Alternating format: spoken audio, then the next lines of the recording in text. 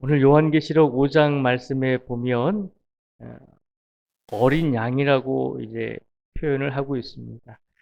예수님을 이제 어린 양으로서 표현을 하고 있는데 어, 이 종말의 때에 예수님께서 이 땅에 다시 오실 때 예수님께서 이 땅에 다시 오실 때를 가리켜서 재림이라고 우리가 표현을 하잖아요.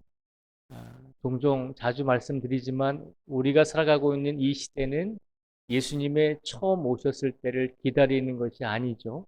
이미 예수님의 처음 오신 것, 초림이라고 표현을 하는데 예수님의 초림은 2000년 전에 이미 이스라엘 땅에서 이루어졌잖아요. 예수님께서 2000년 전에 이 땅에 오셨다가 십자가에 달려서 돌아가신 후에 다시 부활하셔서 지금은 하나님 우편에 앉아 계시잖아요. 우리는 지금 예수님께서 초림 때 처음 오실 때 예수님을 기다리는 것이 아니라 다시 이 땅에 오실 때, 두 번째 오실 때 재림하실 예수님을 기다리고 있는 시기에 신앙생활을 하고 있는 성도들임을 기억하라는 것입니다. 그러니까 초림 때에 예수님께서 이 땅에 오신 목적과 재림 때에 이 땅에 다시 오시는 예수님의 목적은 분명히 틀리다라고 말씀을 드렸습니다. 처음 오실 때 예수님의 목적은 이 세상을 구원해 주시기 위해서 우리 사람들로 하여금 예수님을 믿음으로 구원을 얻을 수 있다라고 하는 그 믿음의 방법을 알려주시기 위해서 오셨습니다. 그리고 나서 예수님께서 재림하실 때, 두 번째 이 땅에 오실 때, 언제인지는 그때를 알 수는 없지만 예수님께서 다시 이 땅에 오실 때는 이 세상을 심판하러, 이 세상을 이제 모든 사람들에게 신앙을 예수님께서 심판하러 이 땅에 오신다라고 말씀을 드렸습니다. 그러면 이 요한계시록 5장의 말씀은 예수님께서 이 땅에 다시 오셔서 이 세상을 심판하실 때 마지막 종말의 때에 일어날 일들에 대해서 이제 말씀을 선포하고 있는 것입니다. 마지막 종말의 때에 일어날 일들은 하나님의 손에 있는 두루마리에 적혀 있다는 것입니다. 근데 그 두루마리를 읽으실 수 있고 그 두루마리를 펼치실 수 있는 분은 오직 예수 그리스도 한 분뿐임을 오늘 요한계시록 5장의 말씀을 통해서 선포하고 있는 것입니다. 특별히 6절 말씀에 보면 이렇게 기록이 되어 있습니다. 6절 말씀에 보면요. 내가 또 보니 보좌와 내 생물과 장로들 사이에 한 어린 양이 서 있는데 일찍이 죽임을 당한 것 같더라. 그에게 일곱 뿔과 일곱 눈이 있으니 이 눈들은 온 땅에 보내심을 받은 하나님의 일곱 영이더라. 7절입니다. 그 어린 양이 나와서 보좌에 앉으신 이의 오른손에서 두루마리를 취하시니라. 아멘. 6절과 7절 말씀에 보면 분명히 사도 요한이 그렇게 고백을 하죠. 내가 또 보니 보좌와 하나님이 앉아 계신 보좌와 그리고 그 곁에 있는 네 생물과 장로들, 네 생물이라고 하는 것은 천국에 있는 영적인 존재들을 표현하고 있다라고 말씀을 드렸습니다. 하나님이 앉아 계신 보좌와 그리고 영적인 존재인 네 생물과 그리고 장로들 사이에 장로들은 어, 믿음을 가지고 살다가 죽어간 믿음의 선배들을 대표한다라고 말씀을 드렸습니다. 그러니까 하나님께서 계신 천국에 영적인 존재인 내 생물과 그리고 믿음을 가지고 살다가 끝까지 하나님을 의지했던 성도들이 있는 그곳에 보니까 한 어린 양이 서 있더라라고 하는 것입니다. 그런데 그 어린 양이 어떤 양인가 하면 6절에 보면요. 한 어린 양이 서 있는데 일찍이 죽임을 당한 것 같더라. 그에게 일곱 뿔과 일곱 눈이 있으니라고 기록을 하고 있습니다. 한 어린 양이 하나님 보좌 곁에 서 계신데 그 어린 양에게는 일곱 뿔과 일곱 눈이 있으시다는 것입니다. 일곱 뿔과 일곱 눈이 있다라고 하는 것은 상징적인 의미입니다. 뿔은 능력을 말씀하고 있는 것입니다. 그러니까 7이라고 하는 것은 하나님의 숫자를 상징하거든요. 우리가 주일이 이제 7일째잖아요. 그래서 이 성경에서 말하는 일곱이라든지 7은 하나님의 완전한 수를 말하고 있습니다. 그러니까 어린 양에게 일곱 뿔이 있었다는 것은 전능하신 힘이 있었다는 것입니다. 그리고 일곱 눈이 있었다는 것은 모든 것을 아신다라고 하는 의미가 담겨져 있는 것입니다. 그래서 일곱 눈이 있었다라고 하는 것은 전지하신 예수님을 말씀하고 있는 것입니다.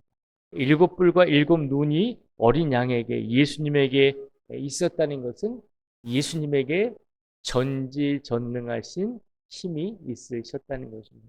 모든 것을 알고 모든 것을 행하실 수 있는 그런 능력이 하나님께서 예수님에게 주셔서 그 어린 양에게 이런 능력과 모든 것을 아시는 지혜가 있으셨다는 것입니다. 그런데 그 어린 양이 나와서 7절에 보니까요. 보좌에 앉아 계신 하나님의 오른손에서 두루마리를 취하시더라라고 하는 것입니다. 종말의 때에 어떤 일들이 일어날지 기록이 되어져 있고 선포해야 할 종말의 말씀들이 그 두루마리에 적혀 있었는데 오직 예수님만이 어린 양만이 그 두루마리를 받아서 펼칠 수가 있었다는 것입니다. 그런데 놀라운 것은 8절 말씀에 보니까요.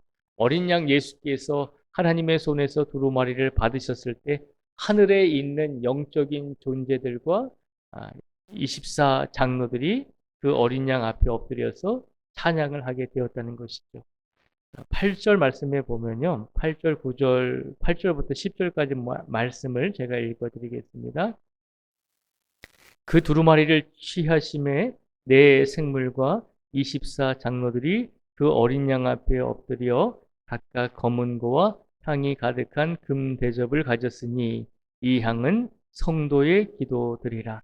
그들이 새 노래를 불러 이르되 두루마리를 가지시고 그 임봉을 떼기 합당하시도다. 일찍이 죽임을 당하사 각 족속과 방언과 백성과 나라 가운데에서 사람들을 피로 사서 하나님께 드리시고 그들로 우리 하나님 앞에서 나라와 제사장들을 삼으셨으니 그들이 땅에서 왕노릇 하리로다 하더라. 아멘. 이 8절에서 10절까지 말씀해 보면 하늘에 있는 영적인 존재들과 믿음의 선배들이 어린 양이신 예수님을 가리켜서 찬양하고 있다는 것입니다. 그런데 그 찬양의 내용을 우리가 가만히 들어보면 뭐라고 이야기를 하냐면 9절과 10절에 보면 분명하게 이야기합니다. 각 족속과 방언과 백성과 나라 가운데서 사람들을 피로 사서 하나님께 드리시고라고 그렇게 찬양을 하고 있다는 것입니다. 우리 예수님은 땅에서나 하늘에서도 예수님의 피로써 우리 모든 인류를 구원해 주셨습니다라고 하는 그런 찬양의 내용으로 찬송 받으실 분임을 선포하고 있는 것입니다. 만약에 이 땅에서 예수님께서 피 흘리지 아니하시고 2000년 전에 피 흘리지 아니하시고 십자가에 달려서 우리를 위해서 대신해서 돌아가시지 않았다면 천국에서도 이렇게 찬양할 이유가 없는 것이죠. 우리가 가끔씩은 과연 2000년 전에 예수님께서 우리를 위해서 십자가에 달려 돌아가셨는가 그런 생각이 들 때가 있습니다. 예수님을 믿지 않는 사람들은 그것이 허구한 이야기다라고 이야기할 때가 많이 있습니다. 그런데 분명한 것은 사도 요한이 하나님의 계시에 의해서 천국을 바라보았을 때 그 천국에 있는 영적인 존재들도 이 땅에서 우리 모든 그리스도인들이 예수님을 찬양하는 것과 동일한 내용으로 예수님을 찬양하고 있다는 것입니다. 또한 10절에 보면 그들로 우리 하나님 앞에서 나라와 제사장들을 삼으셨으니 그들이 땅에서 왕노릇 하리로다 하더라라고 찬양하고 있습니다. 예수님께서는 자신의 생명을 우리를 위해서 주셨을 뿐만 아니라 우리를 하나님 앞에서 하나님의 나라와 제사장들로 우리들을 세워주셨다는 것입니다. 보잘것없고 예수님을 위해서 아무것도 한 것 없는 우리 성도들을 예수님께서 생명을 다해 구원해 주셨고 우리를 구원해 주셨을 뿐만 아니라 우리 모든 성도들로 하여금 하나님 앞에서 하나님의 나라가 되게 하시고 제사장들을 삼으셔서 하나님께 찬양하고 하나님께 영광을 돌릴 수 있는 귀한 존재로 우리를 삼아 주셨다는 것입니다. 그러니까 이 땅에서 예수님을 찬양하는 내용과 하늘에서 예수님을 찬양하는 내용이 동일한 내용임을 우리에게 보여주고 있습니다. 그러니까 우리가 오늘 이 시간 우리의 삶 속에서 혹여라도 의문이 가거나 의심이 가거나 예수님께서 과연 이런 일들을 행하셨을까라고 하는 그런 의문점이 드는 그런 신앙이 들 때마다 우리는 오늘 요한계시록 5장의 말씀을 통해서 예수님은 분명히 이 땅과 또 천국에서 동일한 구원의 은혜를 우리에게 부어 주셨기 때문에 우리를 구원해 주신 구세주로서 또 이 세상을 심판하실 심판주로서 이 땅과 하늘에서 동일한 내용으로 찬양과 찬송을 받으실 존귀한 분임을 기억하라는 것입니다. 오늘도 이 말씀을 우리에게 주신 것은 이 땅의 삶이 전부가 아니라 분명히 우리에게는 천국의 소망이 우리에게는 분명히 준비되어져 있다는 것입니다. 이 땅에서 예수님을 찬양하면서 찬송하면서 살아가던 모든 성도들은 언젠가 우리가 때가 되면 하나님의 품으로 돌아갈 터인데 하나님의 품으로 돌아간 그때에도 이 땅에서 하나님을 찬양하고 찬송했던 것처럼 천국에서도 즐겁고 기쁘게 하나님과 이 세상을 심판하실 예수님을 찬양하면서 살아가는 영적인 존재가 될 것임을 분명히 우리에게 약속해 주고 계십니다. 그러니 오늘 이 믿음을 가지고 오늘 우리의 삶 속에서 현실을 부정하라는 말이 아니라 현실 속에서 최선을 다해 살아가시되 현실 속에서 우리에게 다가오는 많은 어려움과 신앙의 고난과 고통이 있을지라도 그 고난과 고통 속에서 상황 속에서 그 환경 속에서 무릎 꿇지 마시고 우리에게는 영적인 은혜가 영적인 본향이 준비되어 있으며 그 영적인 본향에서 예수님과 하나님과 함께 영적인 찬송을 부르며 분명히 살게 될 것임을 믿음으로 확신하시면서 오늘도 하루의 삶 속에서 최선을 다해 육신을 가지고 있지만 육신대로만 살지 마시고 영적으로 더 하나님과 더불어 살아가실 수 있는 우리 모두가 되시기를 주님의 이름으로 축복을 드립니다. 기도하겠습니다. 하나님 아버지 감사합니다. 오늘도 우리에게 육적인 삶이 새롭게 시작이 되었습니다. 아직까지는 우리가 육신을 가지고 살아가고 있기 때문에 하나님께서 새로운 육신의 날을 우리에게 허락하여 주셨습니다. 그러나 우리가 기억하기를 원합니다. 우리가 육체로서만 이 세상에서 생을 마감하는 것이 아니라 우리 안에 있는 영혼은 언젠가 때가 되었을 때 하나님의 품에 하나님이 계신 본향에 하나님이 계신 천국으로 돌아가서 영적인 존재들과 믿음의 선배들과 함께 하나님을 찬양하며 어린 양 되시는 존귀하신 재림주 되시는 예수님을 함께 찬양하며 살아가야 될 성도임을 우리에게 일깨워 주셨습니다. 오늘 이 시간 하늘에서도 땅에서도 모든 존재들이 예수님을 찬양하게 될 줄 믿습니다.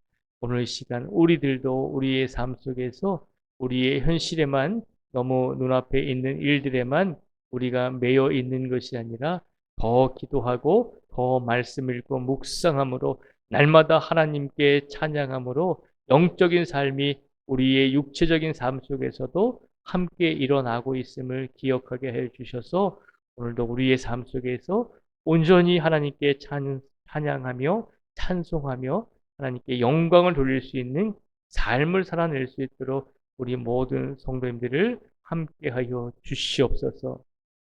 오늘부터 수요 예배가 저녁 8시에 변경이 되어서 시작됩니다. 하나님께서 오늘도 모든 성도들을 하루 종일 지켜주시고 또한 오늘 수요 예배 시간에 우리 모두가 다 함께 나와서 감사하는 마음으로 하나님께 찬양을 돌릴 수 있는 복된 날이 되게 하여 주시옵소서. 우리가 항상 종말의 신앙과 이 세상의 마지막이 분명히 온다라고 하는 것을 믿음으로 깨닫고 확신하면서 그래서 하루하루마다 최선을 다해 삶을 살아낼 수 있는 우리 모두가 될 수 있도록 다시 한번 이끌어 주시기를 간절히 원합니다. 오늘도 성도들에게 필요한 모든 것을 채워주시고 일용할 양식을 부어주시고 모든 성도들의 일터와 직장과 모든 사업장 위에 모든 성도들의 가정 위에 주님께서 오늘도 동행하여 주시기를 간절히 원하오며 예수님의 이름으로 기도드립니다. 아멘.